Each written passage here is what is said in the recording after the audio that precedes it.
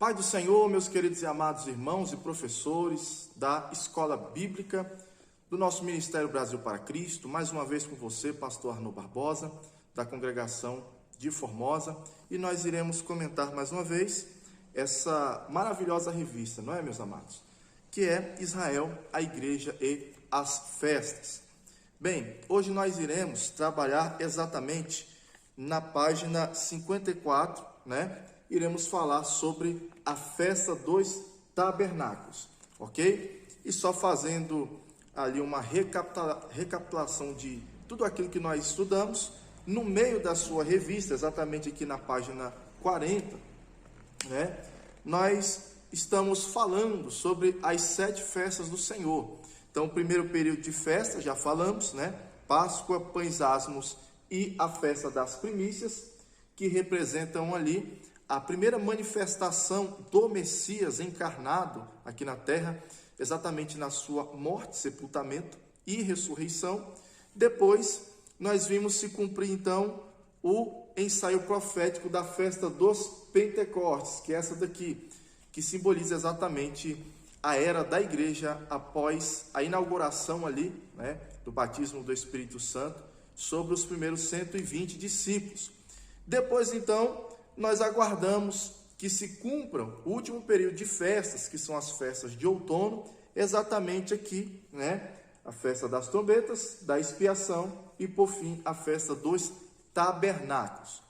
Nós já estudamos, né? Já falamos sobre a festa das trombetas. Na aula anterior também podemos falar um pouco sobre o que simboliza a festa, o dia da expiação. E hoje nós iremos, então, falar desta que era, sem dúvidas, a festa mais alegre de toda a nação de Israel, que era exatamente a festa dos tabernáculos.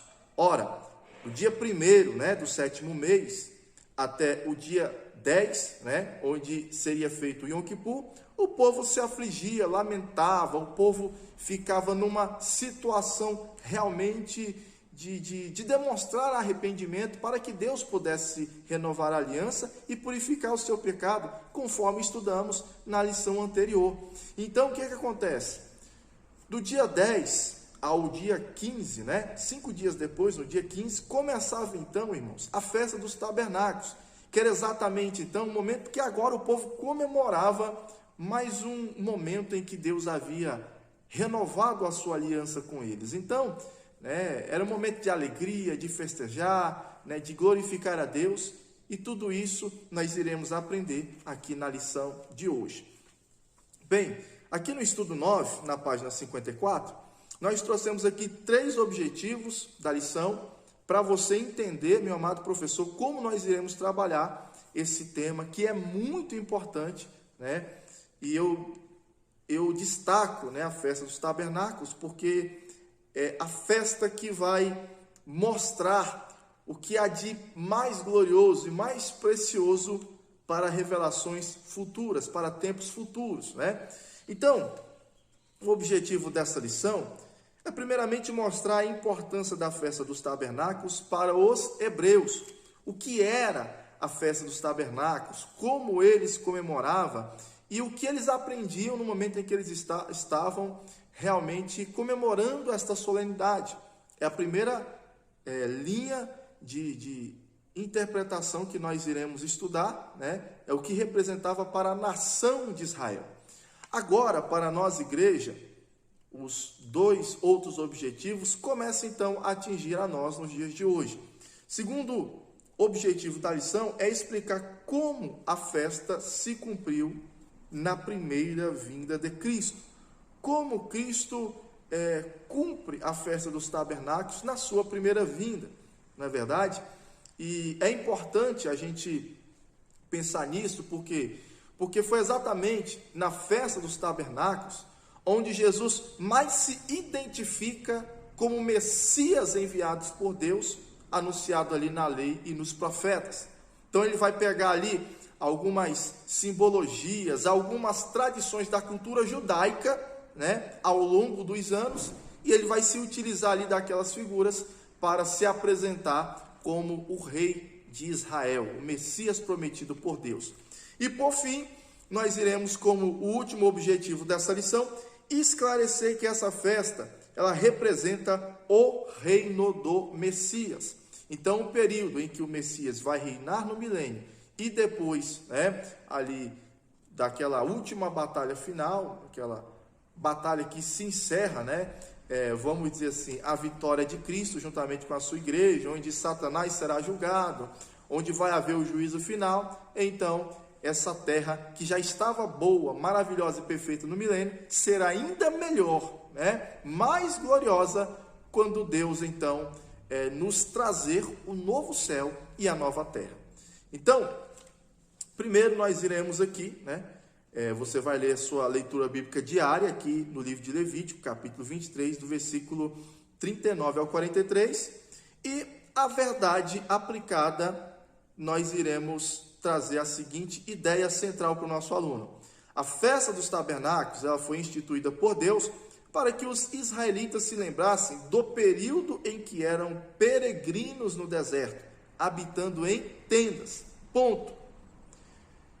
Para a igreja, representa o fim da nossa peregrinação rumo ao estado eterno.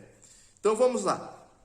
Na introdução, nós estamos dando um conceito melhor aqui sobre a festa dos tabernáculos, que em hebraico era chamada de Hag Sukkot, que quer dizer festa das cabanas ou festa das tendas, porque a Sukkah significa cabana ou tenda, referente ao período em que os filhos de Israel habitaram durante 40 anos, como peregrinos ali no deserto. Eles montavam tendas e depois desmontavam, ia para outro lugar, e montavam ali as suas tendas, ficavam um tempo conforme Deus iria lhes direcionando naquela viagem. E no capítulo 1, nós iremos então falar da importância da comemoração desse evento, desse dia, para a nação de Israel. Vamos entender aqui no ponto 1, como eles comemoravam, o que isso simbolizava na sua intimidade com Deus, na sua vida espiritual. E depois nós iremos, ainda no capítulo 1, mostrar pontos históricos importantes que também se lembravam sobre a manifestação, o cuidado de Deus, exatamente nesse período de 7 dias, que era a festa das cabanas, ou a festa dos tabernáculos. Vamos lá. No ponto 1, nós vamos falar sobre a festa que lembra uma promessa de descanso. Veja, na festa das cabanas, todos os israelitas deveriam habitar em tendas frágeis, construídas com ramos durante 7 dias. Tanto os ricos quanto pobres deveriam se abrigar nessas barracas temporárias em sinal de sua dependência a Deus. E por essa razão, a cabana deveria ser armada de modo que pudesse visualizar o céu acima deles. Assim, os israelitas meditavam no quanto a vida humana é frágil e passageira. E desse modo, eles aguardavam o fim dessa peregrinação terrena, esperando a vinda do Messias para lhes dar o verdadeiro descanso numa pátria superior. Então nós temos aqui, ainda na página 54, uma foto, do que seria mais ou menos a preparação do dia dos tabernáculos. Era uma festa, irmãos, em que tanto os ricos, as pessoas que moravam no seu conforto, no seu luxo, eles abriam mão, de se deitar nos seus palacetes, nas suas camas confortáveis, exatamente para habitar ali em tendas, feitas ali em frente em casa, na rua, para mostrar, irmãos, que a vida humana, ela realmente, primeiramente, ela é frágil, assim como aquelas tendas, que eram feitas ali de ramos e que não protegiam o povo, assim, do sol, e também, se porventura viesse a chover, eles estariam também desprotegidos. Enfim, ali eles se encontravam numa situação de simplicidade, de humildade, lembrando que, assim como aquela tenda frágil, era a vida humana, muito frágil, e por isso que o ser humano, ele vive na completa dependência de Deus. Era um momento, meus irmãos, que os hebreus também se solidarizavam uns com os outros. Era uma das festas em que eles estavam mais unidos, né? Até porque estavam ali praticamente habitando juntos, né? As ruas ali de Jerusalém se enchiam ali daquelas tendas, né? Ali em volta da cidade, fora da cidade, aonde se arrumava um lugarzinho, as famílias então, elas faziam aquelas tendas e ali eles dormiam, eles se alimentavam exatamente em cumprimento daquilo que Deus lhes havia ordenado naquela festa. E ao mesmo tempo, irmãos, em que eles tinham aquelas tendas fracas, meditando, né, na simplicidade da vida humana, era interessante que eles também olhavam para os céus, através daquela tenda, à noite, e ao ver, né, aquela constelação ali de estrelas, eles se lembravam do grande cumprimento das promessas de Deus para o seu patriarca, o seu antepassado, seu ancestral Abraão, um homem de 100 anos de idade, que Deus lhe prometeu dar um filho, e aquilo que parecia ser impossível aos olhos humanos, porque a sua esposa também já era uma idosa em idade avançada, e além do mais era estéril. Deus então, de um casal de idosos, em avançado em dias, Deus então fez deles, né, Deus gerou uma grande nação, através exatamente desse casal de idosos. Então, eles meditavam e viam e relembravam, e era um momento em que também valores espirituais eram ensinados, né, ali para as famílias, e os familiares se confraternizavam diante da presença de Deus durante esses dias. Era um momento realmente fantástico, um momento assim de muito aprendizado para os judeus naquela época, e realmente ali, inclusive até nos dias de hoje, tem alguns judeus que ainda comemoram, né, fazer ali nas varandas, nos quintais das suas casas ali, algumas tendas ali de madeira, enfim, eles ainda procuram manter essas tradições, né? Então era assim que eles comemoravam, né, lembrando o tempo em que os seus antepassados também estiveram vivendo ali de uma maneira frágil e simples, né, ali no deserto durante 40 anos, no entanto, sob a proteção de um Deus grande, de um Deus forte e de um Deus poderoso. Bem, aqui no 1.2, nós vamos lembrar também que a festa, né, das colheitas era celebrada com muita alegria. Ou seja, a festa das colheitas também era um dos nomes, né, conhecido também na festa dos tabernáculos. Por quê? Porque era um dia também que eles, quando voltavam do Yom Kippur, né, ali de Jerusalém, eles voltavam, faziam ali as suas colheitas e levavam ali, né, os seus frutos ali e apresentavam a Deus ofertas, agradeciam a Deus pela abundância de suas colheitas, de suas plantações, né, pela prosperidade que Deus havia lhes dado na sua agricultura, né? E quando nós olhamos aqui, né, nós podemos ver que esse era um momento, irmãos, em que eles se lembravam que os seus antepassados viveram no deserto, né, sobre um solo infrutífero, um solo estéril, né, ali no deserto, que não nascia nada, que não se plantava nada, e Deus havia prometido a eles que eles herdariam como herança uma terra deleitosa, uma terra próspera. Mas eles então passaram ali 40 anos, né, sobrevivendo apenas com o maná, e Deus finalmente lhes deu a terra prometida, a terra de Canaã, uma terra muito boa, muito próspera, em que tudo que se plantava, nascia, colhia.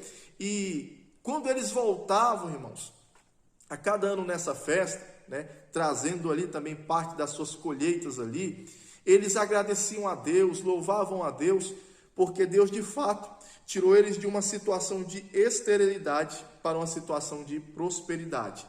Deus tirou eles de uma situação de peregrinação para uma situação, né, de terem a sua terra própria, de terem a sua casa própria. Enfim, Deus deu a eles o descanso prometido.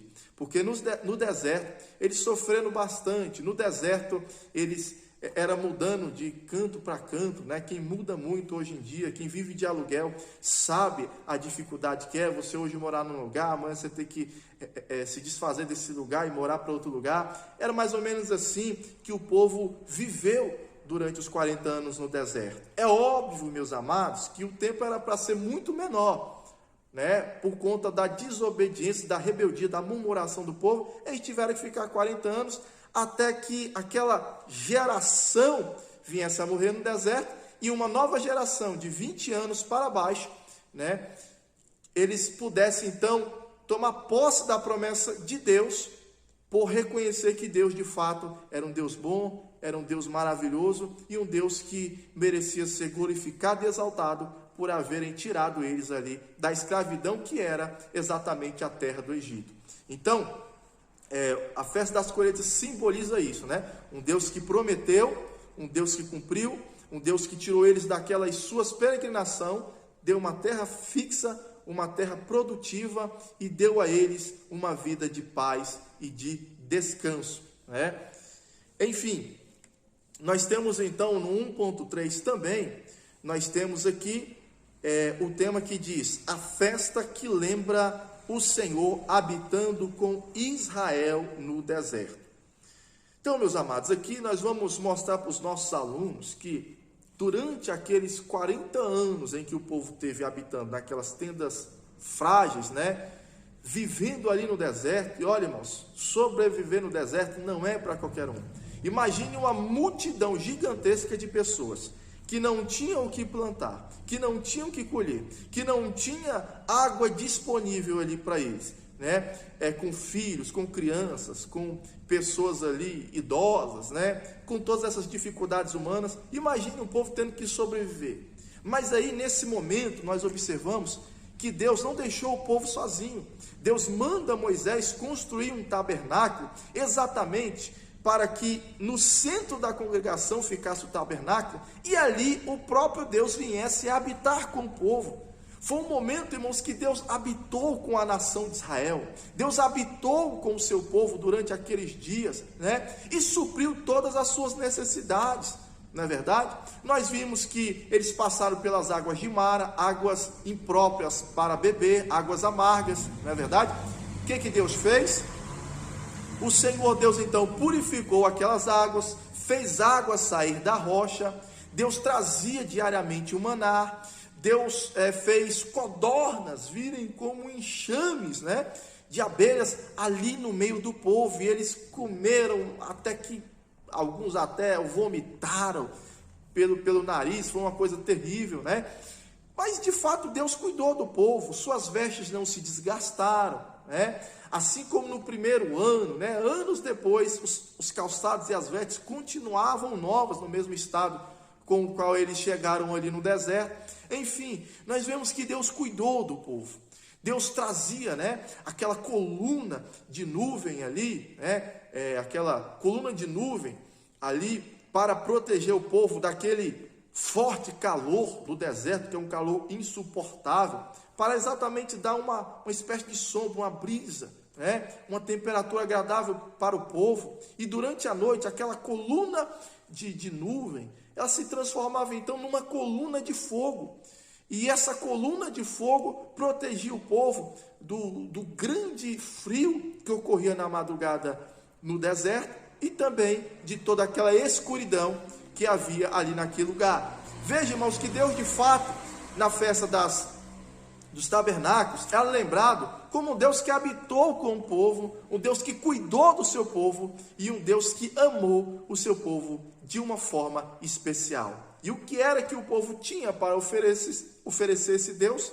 Nada além de sua obediência e a sua adoração.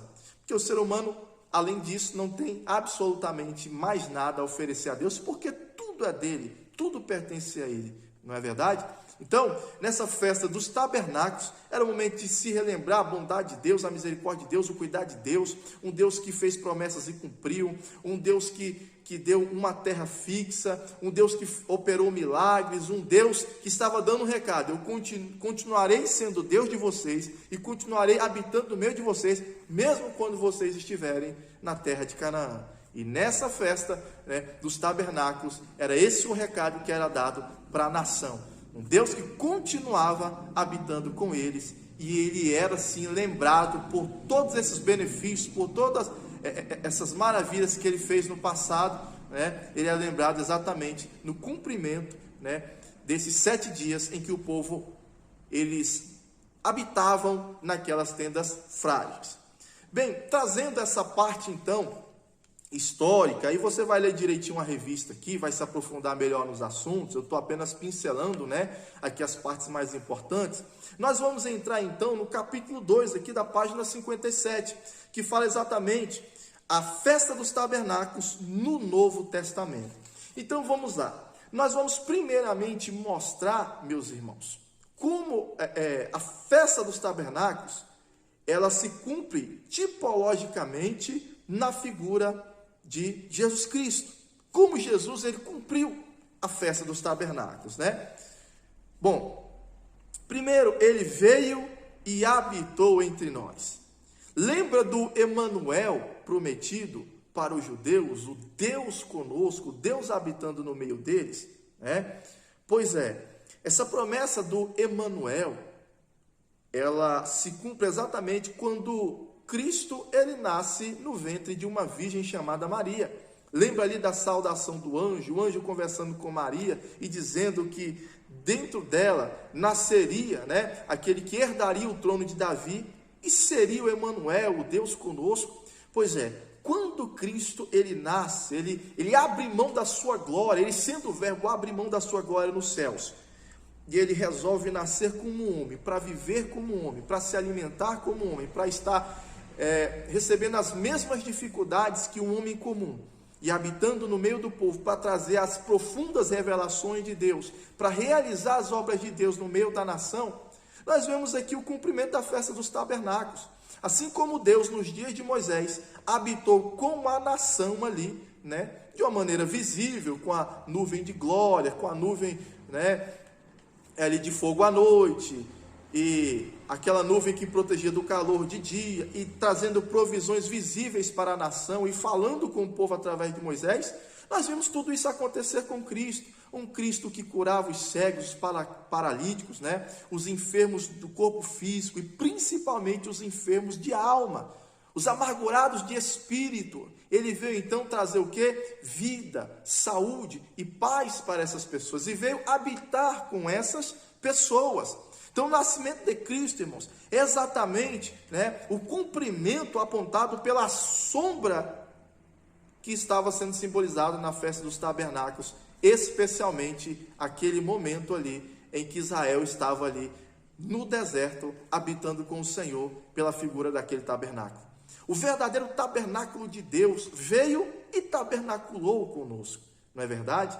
E é interessante que, se nós compararmos ali a Sucá, né, que eram as cabanas feitas pelos hebreus durante a festa, tinha que ser, como falamos, uma tenda simples, frágil, né? Assim nós vemos exatamente a maneira como Cristo veio, né? O homem na sua característica humana, que é uma característica frágil, que é uma característica simples, né? Sofrendo as mesmas fraquezas, sentindo fome, sentindo dor, sentindo sono. Ele passou por tudo isso, né? Mas ele venceu as suas fraquezas. Ele permaneceu firme, porque ele tinha um propósito muito grande a realizar, que era exatamente morrer na cruz do Calvário para redimir a humanidade do pecado, subir ao Pai e nos enviar o Espírito para que ele pudesse habitar em nós através do seu Santo Espírito. Então, ele veio e trouxe a palavra do Senhor, mostrou a verdade para os homens, cumpriu o seu propósito, e hoje ele continua habitando em nós através do Espírito Santo, né? Então, assim como Cristo esteve presente com os discípulos a todo momento, confortando, consolando, ajudando eles, hoje ele continua realizando esta obra em cada cristão. Ele continua realizando isso, né? Habitando com a igreja, né? Através do Espírito Santo, que é aquele que nos consola, que nos convence da verdade e que realmente opera todas as maravilhas de Deus na nossa vida espiritual, não é verdade? nós vemos então tudo isso se cumprindo na primeira vinda de Cristo, né? Então vamos lá, no 2.2, nós iremos então falar do ritual do derramamento de água. Meus irmãos, isso aqui é muito interessante, e para você entender isso daqui, é bom você ler também o Evangelho de João no capítulo 7 e 8. Por quê? Porque o capítulo 7 e 8 são os capítulos que falam de eventos que ocorrem exatamente durante a festa dos tabernáculos. Inclusive, meus amados, nessa festa Jesus ele fica ali alguns dias, os irmãos dele começam a conversar com ele: você não quer ser conhecido do mundo, você tem que ir numa festa como essa, porque vem gente de todo lugar, né? Faz ali as tuas obras para ser conhecido, porque os irmãos de Jesus ainda não reconheciam ele como Messias, mas com uma espécie de um profeta milagreiro que queria ter fama, né? Como uma espécie de um pregador itinerante que quer ser conhecido no mundo, mais ou menos isso. Ainda não havia reconhecido como o verdadeiro Filho de Deus. Jesus diz: não, vocês podem ir, que eu vou nessa festa depois. Ele chega ali mais ou menos na metade da festa, né? E o que acontece? Nós vamos ver algumas palavras de Jesus, algumas afirmações de Jesus que, olhando de princípio, a gente não entende. Quando Jesus, por exemplo, ele está falando aqui no Evangelho de Marcos, no Evangelho de João, capítulo 7, né, no último dia, inclusive, da grande festa, a festa dos tabernáculos aqui, João 7, versículo 37, né, ele diz: quem crê, se alguém tiver sede, venha a mim e beba. Quem crê em mim, como diz a Escritura, do seu interior fluirão rios de água viva. E aí o apóstolo João, repetindo as palavras de Cristo, ele vai explicar. Isso ele disse com respeito ao Espírito que haviam de receber os que nele crescem e tal. E a gente olha, a gente não entende, porque Cristo está falando do Espírito ali, na forma de água, enfim. Por que ele está usando aquelas palavras, daquela forma, daquela maneira? Exatamente, irmãos, por conta de alguns costumes, de algumas tradições que foram incorporadas à festa ao longo dos anos, principalmente, irmãos, após o cativeiro da Babilônia. Após o cativeiro da Babilônia, irmãos, foi muito difícil dos judeus restaurarem todos os costumes, né, as práticas religiosas ali que envolviam os judeus. Então, eles sempre iam adicionando, né, novos elementos ali para fortalecer exatamente algumas ideias, né, algumas promessas que eles acreditavam que se cumpriria a respeito da restauração de Israel e a respeito da vinda messiânica.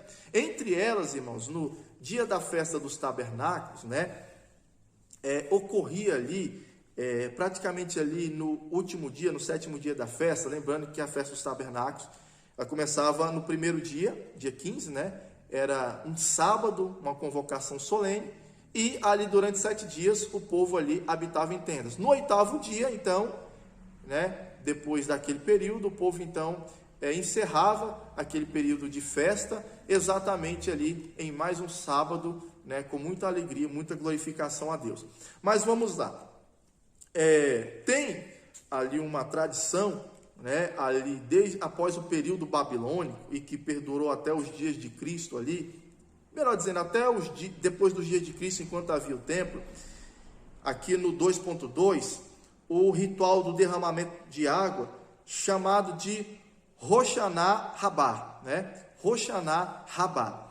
O que era esse derramamento de água, né? Esse derramamento de água, meus amados, era um momento em que os judeus, eles faziam um ritual, ao mesmo tempo clamando pelo Messias, e agradecendo pelas colheitas e clamando para que Deus mandasse mais chuvas, né? Mandasse mais chuvas, né? Agradeciam também pelo sol, porque a gente sabe que uma agricultura saudável tem que ter um sol ali na medida certa, né? E tem que ter também chuva, porque água é vida para a colheita e para a plantação. Sem água, como uma plantação, ela vai sobreviver, não é verdade? Então, eles faziam um ritual ali, ao mesmo tempo clamando pelo Messias, eles clamavam a misericórdia de Deus para que Deus continuasse mandando chuvas, para que Deus continuasse, né, abençoando ali o tempo, ali as estações, para que eles continuassem, então, ali tendo sucesso na sua agricultura. E eles faziam isso baseado em Isaías, capítulo 44, tem aqui na sua revista, do versículo 3 a 4, que ele dizia assim: porque derramarei água sobre o sedento e rios sobre a terra seca, e derramarei o meu espírito sobre a tua posteridade. Então, eles pediam para Deus derramar essa água, né? Essa água, tanto a chuva física, né, quanto a chuva espiritual. E a chuva espiritual, eles acreditavam que quando o verdadeiro Messias ele viesse sobre Israel, ele traria um grande avivamento, né, muito forte, que converteria toda a nação, não é verdade? Assim como Davi, ele realmente traz a Arca da Aliança, lembra disso? E cria ali a ordem davídica de adoração, e foi realmente um momento espetacular na história de Israel. Todo Israel foi avivado, todo Israel, irmãos, foi realmente impulsionado a servir a Deus com muita força, com muita alegria. Então eles aguardavam o Messias que também viesse a realizar, né, esta obra, que viesse restaurar a parte religiosa do povo, que viesse derramar do Espírito do Senhor ali sobre toda a congregação. E aí o que eles faziam? Eles iam lá, né, segundo alguns estudiosos, eles iam lá no tanque de Siloé, pegavam ali com um jarro aquela água, né? Quem fazia isso era o sacerdote, né? E quando o sacerdote pegava aquela água no tanque de Siloé, ele fazia uma espécie de um cortejo até o templo, né? E nesse cortejo estavam ali os levitas, tocando trombetas, tocando tamborins ali, cantando a Deus, louvando a Deus. Exatamente aqui o Salmo, né? Eles cantavam vários cânticos, entre eles o Salmo 118, versículo 25 e 26, que diz assim: ó Senhor, nos salva, te pedimos, ó Senhor, nós te pedimos, envia-nos a tua prosperidade, bendito aquele que vem em nome do Senhor. Está entendendo? Bendito que vem em nome do Senhor, bendito seja esse Messias que o Senhor enviará, envia logo, Senhor, nos livra, Senhor, do jugo romano, nos salva, Senhor. Então eles iriam repetindo, sabe, esse salmo e orando, né, ali clamando ao Senhor pela libertação, pela salvação, né, enquanto o sacerdote levaria aquela água até o templo, né. E o que acontece? Quando o sacerdote chegava lá no templo, né, havia uma grande aglomeração de pessoas ali esperando aquele ato do derramamento da água, da libação, né? Então, o sumo sacerdote pegava da mão daquele sacerdote aquele vaso de água e ele dava 7 voltas ali no altar de sacrifício, e na 7ª volta ali ele ia derramando aquela água aos pés do altar. E todos ficavam ali atentos, né? Porque no momento em que o sacerdote derramava aquelas águas ali, o povo ali, eles clamavam pelo Messias, levantava ramos ali, né, de palmeiras, dizendo bendito o nome, aquele que vem em nome do Senhor, porque levantar ramos de palmeiras, né, enfim, eram gestos para um rei que estava chegando na cidade. Então eles faziam aquele ato. Lembra então o porquê depois da ressurreição de Lázaro, pouco antes de Jesus morrer, quando ele entra na cidade ali, o povo recebe ele ali com ramos de palmeiras e diz: oh, Hosana, Hosana, bendito aquele que vem em nome do Senhor. Naqueles instantes finais, a gente vê que uma grande parte ali dos moradores de Jerusalém reconhece que Jesus de fato era aquele Messias, né? Mas voltando aqui para esse ritual aqui, né, do derramamento de água. Bem, então o sumo sacerdote, ele dava 7 voltas no altar, derramava água, e havia uma grande aglomeração de pessoas, né, clamando pelo Messias, pedindo para Deus enviar o Messias, para derramar o Espírito sobre eles, né, e também para derramar, né, chuva sobre as suas plantações. Eles também agradeciam, né, pelo sol, e já assim nós falaremos disso também. Então, quando eles estão fazendo aquele ritual, foi, segundo os estudiosos, exatamente nesse momento em que se derramava a água, que eles clamavam pelo Messias, que eles clamavam para que Deus derramasse o Espírito, o seu Santo Espírito sobre aquela nação, tal qual aquela água estava sendo derramada sobre os pés do altar. Meus amados, foi naquele instante então que Jesus, ele então aparece chamando a atenção do povo e dizendo aqui no Evangelho de João, capítulo 7, versículo 38, se alguém tem sede, venha a mim e beba. Quem crer em mim, como diz a Escritura, do seu interior fluirão rios de água viva. Perante, irmãos, aquele ritual, que não está aqui no Evangelho, até porque era algo que já era conhecido nos dias ali dos apóstolos, por isso eles não vão escrever todos esses detalhes, mas o pano de fundo é esse. Quando Jesus está ali presente, vendo todo aquele ritual, vendo o derramamento de água, o povo clamando pelo Espírito, clamando ali pelo Messias, Jesus ele diz essas palavras: quem crê em mim, do seu interior fluirão rios de água viva. Quem tiver sede, venha a mim, beba. Venha, porque eu tenho água para vocês. Ou seja, Jesus estava dizendo: eu sou o Messias que vocês tanto estão clamando. O Messias que vocês estão clamando, que derramará o Espírito sobre vocês, sou eu. Eu sou esse Cristo, Ele diz isso, irmãos, de uma forma subliminar, mas todos que estavam ali, obviamente, entenderam o que ele disse quando ele cita aqui esse texto, E aí o próprio João vai esclarecer. Ele estava falando a respeito do Espírito que ele enviaria, mas esse Espírito seria enviado depois que ele fosse glorificado, ou seja, depois que ele ressuscitasse ali, após a sua crucificação. Então depois ele enviaria o seu Espírito Santo, e foi de fato o que ele aconteceu. Depois Jesus, ele enviou o seu Espírito Santo, batizou os seus discípulos, conforme, meus amados irmãos, o próprio ritual, que os discípulos, eles clamavam, que os judeus clamavam ali, no último dia da festa dos tabernáculos. Mas é claro, Jesus deixou bem claro, que aquele que cresce, aquele que cresce, então, os que creram, foram os primeiros a serem batizados, 120 discípulos. Depois, com a pregação de Pedro, muitos outros creram e também foram batizados e depois receberam o Espírito Santo. E enfim, até nos dias de hoje, aqueles que creem, se arrependem dos seus pecados e reconhecem Jesus como o verdadeiro Messias, e entregam a sua vida a Ele, também esses recebem na sua vida o Espírito Santo de Deus. Então, meus amados, infelizmente só não recebe aqueles que ainda não creram no Messias, E nós vemos isso, irmãos, como Deus ele realiza as coisas assim de uma forma tão perfeita, e inclusive, irmãos, Deus confirma, os seus propósitos, se utilizando até mesmo das próprias tradições, rabínicas ali, das próprias tradições dos estudiosos judeus, de tempos antigos, e que era comemorado exatamente na festa dos tabernáculos. É realmente um momento extraordinário, E nós temos também, além desse que é um ritual fantástico, ritual ali do derramamento de água, e fale isso, irmão, com muito carinho, com muito amor, e mostre o entusiasmo disso, mostre, irmãos, o porquê que Jesus ele trouxe, aquelas palavras ali em João capítulo 7, e com certeza seu aluno, assim como eu,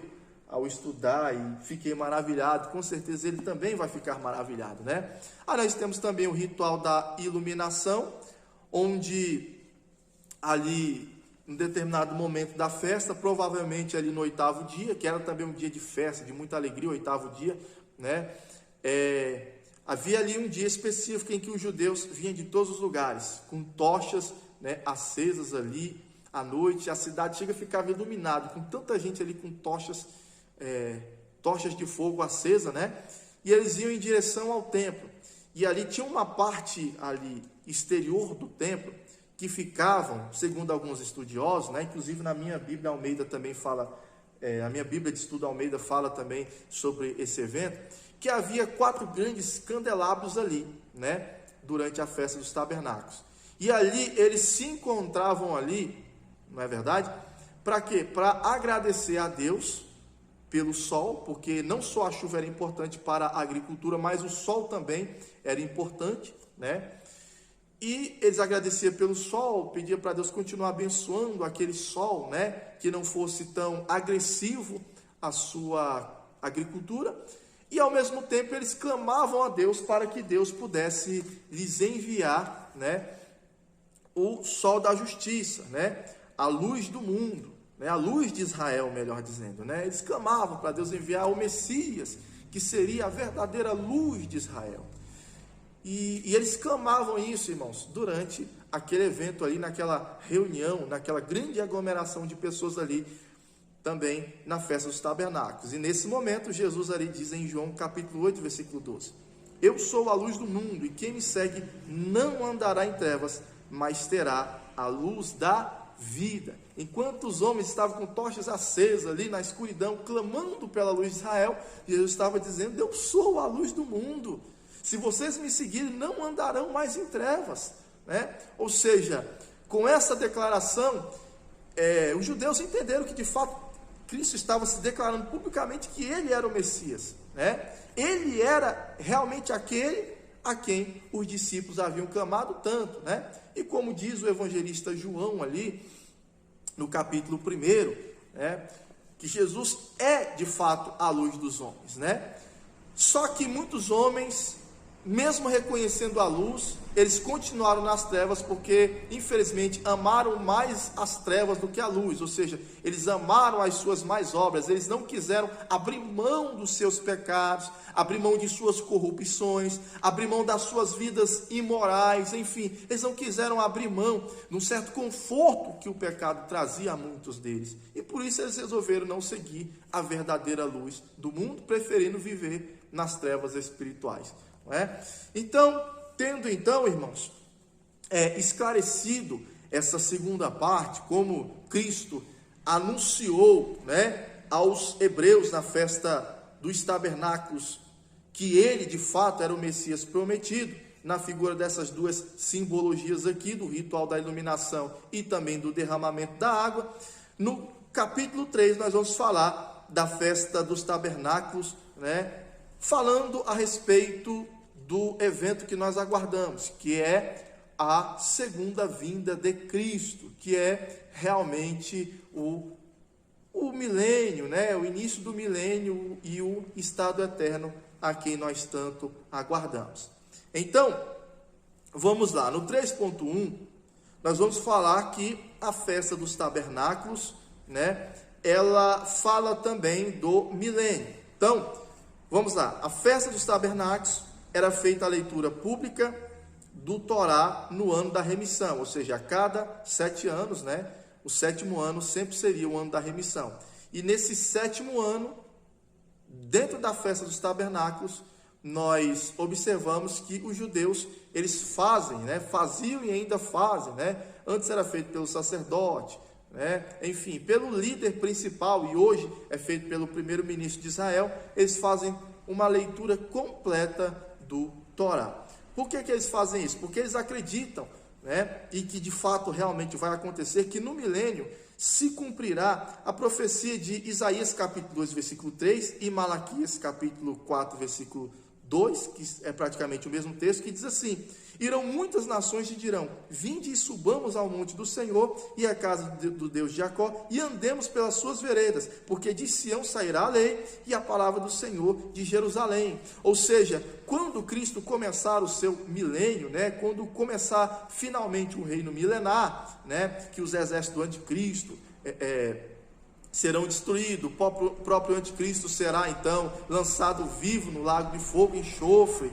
juntamente com falsos profetas. Satanás será preso durante 1000 anos. Por quê? Porque ao final dos 1000 anos ainda ele será útil para fazer uma última rebelião. Mas de fato é que durante esse milênio Deus tirará o tentador, né? E o que acontece? Deus ensinará toda a nação humana, né, toda a raça humana, as leis do Senhor, para que o milênio seja de fato um reino de paz, de alegria e de prosperidade. E quem ensinará às nações o caminho do Senhor? Exatamente, meus amados irmãos, os judeus. Os judeus então cumprirão o plano que eles fracassaram no passado, porque Deus disse a Abraão, né, em ti serão benditas todas as famílias da terra. Ou seja, Israel era para ser a nação missionária evangelística, mas infelizmente eles quebraram a sua aliança. Mas esse propósito será restaurado no milênio, e tanto os judeus, né, e a igreja reinando com Cristo, os judeus então estarão ensinando, serão sacerdotes de Deus, ensinando as nações como servirem, como agradar ao Senhor. Isso ocorrerá no milênio. Inclusive, meus amados, nós temos também aqui, né, algo interessante que chama a nossa atenção. No reino milenar de Cristo, a única menção a uma dessas festas que se repetirá, que será novamente comemorada, é exatamente a festa dos tabernáculos. Olha que interessante. Por isso que essa festa ela é muito importante, né, ser estudada por nós cristãos nos dias de hoje. Não é verdade? Porque será uma festa que será comemorada de ano em ano ali, né, no território ali de Israel, no reino milenar. O que vai acontecer? Segundo o que nós lemos ali na profecia de Zacarias capítulo 14, a partir do versículo 16, no reino milenar, todas as nações, né, os principais reis e representantes das nações, né, terão que se deslocar até Jerusalém, na festa dos tabernáculos, para adorar ao rei, adorar ao Messias, não é verdade? Prestar sua homenagem, sua adoração direta ao Messias, como representante ali dos seus estados, dos seus países. E o que acontecerá? Ali também eles receberão a palavra do Senhor, a bênção do Senhor, para que seus países sejam prósperos e abençoados. A nação que desobedecer, que não comparecer a Jerusalém, né, perante o próprio Cristo, né, o seu representante que não comparecer, virão muitas pragas e maldições sobre essas nações. Ou seja, todos irão, né? Até porque será um momento de paz, porque Satanás é que instiga o ser humano ao pecado, que se aproveita das fraquezas humanas para instigar o ser humano ao pecado. Então, o tentador, sendo preso durante 1000 anos, então todos os homens, né, com a lei de Deus ali limpa, todos ali respeitando a lei do Senhor, porque Cristo governará todo o planeta Terra. O que vai acontecer? Nós teremos um reino justo, de paz e de justiça, durante 1000 anos. Aí, ao final de 1000 anos, Satanás será solto, né? E todos que seguirem a Satanás serão julgados, e juntamente com eles, então, serão exterminados, e haverá o juízo final, e enfim, os que não forem salvos serão lançados no lago de fogo. Depois disso, amados, haverá então um novo período que nós chamamos de novo céu e nova terra. Aqui nós já entramos no capítulo 3, no item 3.2, né? Que é sobre a festa dos tabernáculos e o novo céu e a nova terra. Então veja bem, nós temos já apontado, desde a figura do sábado que nós estudamos, né, que o sétimo dia seria simbolicamente representado como o dia do descanso, né? O dia do descanso para Israel. Deus revelou esse dia para a nação de Israel, não é verdade? Então o milênio é o cumprimento desse descanso prometido para a nação de Israel, não é verdade? A restauração do reino de Israel como a principal nação ali no reino de Cristo. Então, o que acontece? O sétimo dia ali da festa dos tabernáculos representa exatamente o reino milenar de Cristo. Mas o oitavo dia, que é um descanso solene, representa o estado eterno, que ocorrerá após o milênio de Cristo. Ou seja, será o momento em que tudo será completamente restaurado definitivamente. Essa revelação não foi dada para Israel, mas foi dada para a igreja, né? A igreja, lembra que é formada por judeus convertidos e gentios convertidos. Então, a igreja do Senhor teve acesso a essa revelação, não é verdade? Que é a revelação que nós mais aguardamos e que está registrado ali no livro de Apocalipse, no capítulo 21. Então veja, se o milênio já foi especial, maravilhoso e tremendo, então, meus amados, o novo céu e a nova terra será então ainda mais glorioso, ainda mais especial. Novo céu e nova terra será algo fantástico. A própria Jerusalém, a nova Jerusalém, descerá do céu até esse novo céu e nova terra que Deus de fato há de nos preparar, não é verdade? E falando aí, irmãos, em milênio, em 7 dias de festa, 7 dias do sábado e o 8º dia, né? Se nós pararmos para pensar, segundo os judeus, como nós falamos, né, eles fazem uma contagem no calendário civil. Primeira aula nós falamos sobre isso, na aula de introdução, na aula 1. Eles fazem uma contagem, e na contagem dos hebreus, nós estamos há mais ou menos 5.781 anos, agora em 2021, né? Desde os dias de Adão, não é verdade? Alguns estudiosos ali dizem que ficaram 200 anos perdidos ali na contagem durante o período da Babilônia. Então, alguns divergem entre 5.780 para 6.000 anos e um pouquinho, né? Pastor, você bate o martelo nessa contagem? É óbvio que não. Mas eu acredito que eles possam estar, sim, bem próximos ali, pelo menos, né, da contagem correta, da contagem certa, né? Então, presta atenção com cuidado naquilo que eu vou falar, certo? Então, eu particularmente sou um daqueles que creio, né, que se nós não estivermos chegando no 6º milênio, nós provavelmente chegaremos no 6º milênio a qualquer momento, né? Se nós já não estivermos dentro do 6º milênio. E nós temos profeticamente, tanto na figura do sábado, quanto aqui, principalmente aqui, né, na festa de Israel, o 7º milênio sendo, né, o milênio em que Cristo irá reinar com a igreja. É óbvio, meus irmãos, que se estivermos no 6º milênio, Deus não deixou o dia certo e a hora certa, não é verdade? Deus não deixou exatamente para que o homem não saiba, né? É um mistério de Deus. Mas nós estamos muito perto disso, irmão, de acontecer o 7º milênio, que é exatamente aquilo que eu creio, né? Segundo esses estudos aqui, tipificados aqui pela festa dos tabernáculos. E em algum momento do 6º milênio, Cristo voltará para nos trazer o 7º milênio, que é o reino milenar. E após o reino milenar, nós entraremos então no 8º dia da festa dos tabernáculos, que é o reino eterno, que não terá mais fim. Está compreendendo, irmãos? Então, veja bem, por que, pastor? Você acredita que nós temos, que a Terra tem pelo menos aí 6 milênios, está próximo aí mais ou menos de 6 milênios. Eu acredito, irmãos, com base, inclusive, em importantes, né, cientistas brasileiros, conhecidos e renomados, que defendem a teoria de uma Terra mais jovem. Nós temos, por exemplo, irmãos, ali, um grande químico, né, que tem prêmio aí, vários prêmios aí, né, acadêmicos ali na sua vida acadêmica, que é o professor Marcus Eberlin, né, que é um daqueles que defendem a teoria do design inteligente, que inclusive também ele escreveu o livro Fomos Planejados.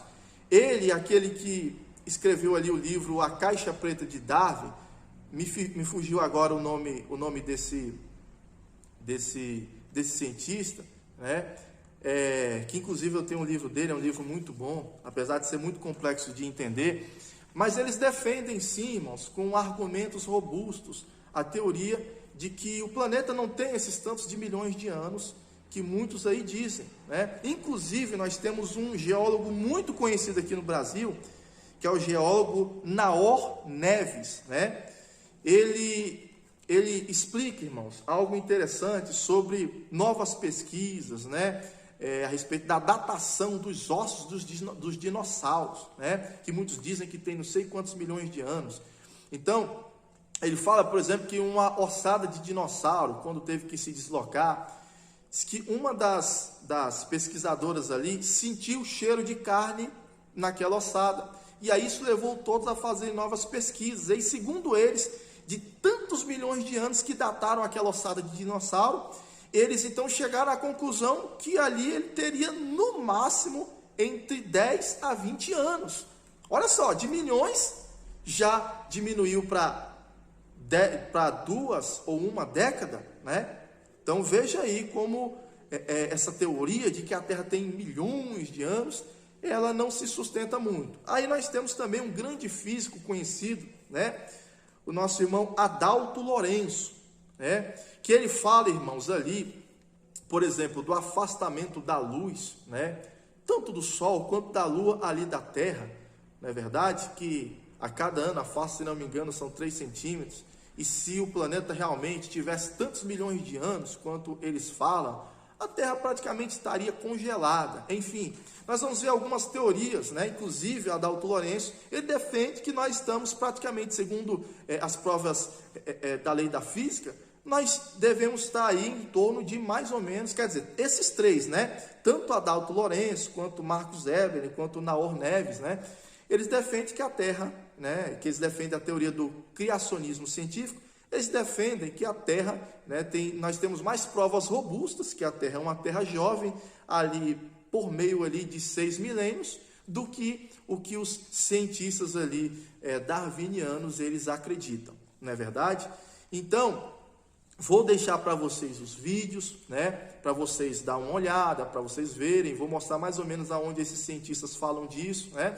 Se vocês puderem ver os vídeos completos, né, eles trazendo seus estudos a respeito disso, você, meu amado, você pode dar uma olhada, né? Então, eu particularmente, né, olhando do ponto de vista científico e vendo as profecias bíblicas, eu acredito sim que se a Terra não chegou, ela em breve estará chegando, ou que talvez nós já estamos, né, há 6 milênios da criação, e que a qualquer momento, irmãos, Deus nos trará com toda certeza o 7º milênio, cumprindo-se o milênio apontado no sábado e cumprindo-se o 7º dia aqui da festa, onde os judeus clamavam ali, de fato, pela vinda do Messias. Então, o Messias virá no 7º milênio, que está muito próximo, né? E após o 7º milênio, nós teremos o 8º dia da festa se cumprindo, que é o grande dia de descanso. Meus amados, que Deus possa abençoar você, que você possa ter uma aula simplesmente maravilhosa, abençoada, né? Eu não sei se será possível trazer tudo isso em apenas uma só aula, né? Não sei se será melhor trazer isso em 2 aulas, aí os irmãos decidem. Mas aqui eu tentei trazer uma explicação mais completa, tanto do ponto de vista prático para a nação de Israel, como essa festa se cumpre na primeira vinda de Cristo, né? O Deus tabernaculando com a nação, né? Com os homens, e hoje tabernaculando dentro de nós, por meio do Espírito Santo, e finalmente o momento em que Cristo virá visivelmente para tabernacular nesse mundo, né? Com todos os moradores da face da terra de uma maneira visível e pessoal. Tudo apontado na festa dos tabernáculos. E, para encerrar, quando eu falo do 8º dia da festa, né, que será o estado eterno após o milênio, nós entramos aqui no livro de Apocalipse. E eu encerro dizendo o que João disse, né? Vi novo céu e nova terra, pois o primeiro céu e a primeira terra passaram, e o mar já não existe. Vi também a cidade santa, Nova Jerusalém, que descia do céu da parte de Deus, ataviada como noiva adornada para o seu esposo. Então ouvi grande voz do trono dizendo: Eis o tabernáculo de Deus com os homens. Deus habitará com eles, e eles serão povos de Deus, e Deus mesmo estará com eles. E lhes enxugará dos olhos toda lágrima, e a morte já não existirá, e já não haverá luto e nem pranto, e nem dor, porque as primeiras coisas se passaram. Repare que no milênio as pessoas viverão muitos anos, mas haverá morte, né? E ao fim daquela última guerra da rebelião levantada por Satanás, haverá sim dor, haverá um determinado sofrimento, né? Porque guerra ela produz sofrimento. Mas depois desse milênio, que Cristo julgar, né, os que foram mortos, enfim, esse novo céu e nova terra, acabou a morte, acabou o sofrimento, acabou o luto, acabou as primeiras coisas, né? E aquele que está sentado no trono diz: Eis que faço novo todas as coisas, e acrescentou: Escreve, porque essas palavras são fiéis e verdadeiras. Aí no capítulo 22, no capítulo ainda 21 ao 22, ele fala da nova Jerusalém que descerá nos céus. Não haverá necessidade de sol, porque Cristo será a nossa própria luz. E nós estaremos com ele face a face no momento de descanso eterno, simbolizado pelo 8º dia da festa. Então, o primeiro dia, né, da festa, que foi um dia de descanso, vamos dizer que foi apontado ali para Adão, no período da inocência. O 8º dia será o descanso eterno e definitivo, revelado para nós, Igreja do Senhor. Que Deus abençoe a cada um, fiquem com Deus e a paz do Senhor.